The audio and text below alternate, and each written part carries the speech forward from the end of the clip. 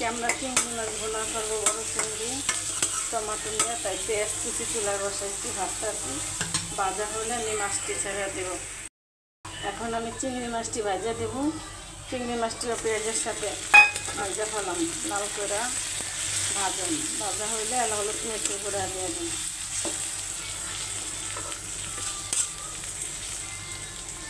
ভাজা হইলে হলুদ মিষ্টি।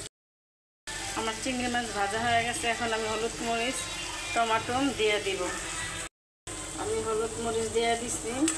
ভালো করে মাছটা আমি কষাবো। কষানো হলে আমি টমাটো ছেড়ে দেব। পরে একটু পানি দিয়ে ভুনা হলে নামাই ফেলবো।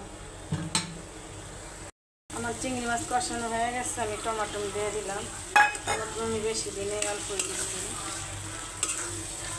কষানো হলে পানি দিব, পরে ধনিয়া পাতা দিয়ে নামাই ফেলবো।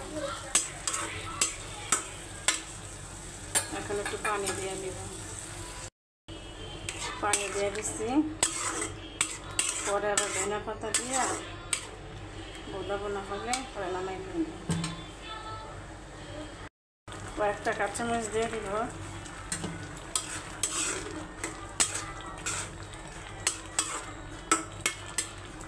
একটু পরে ধনিয়া পাতাটা দিয়ে দিব।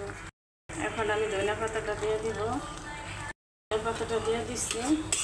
এখন ঝোলটা আমি নামাই ফেলবো, শুকনা শুকনা করে ফেলবো।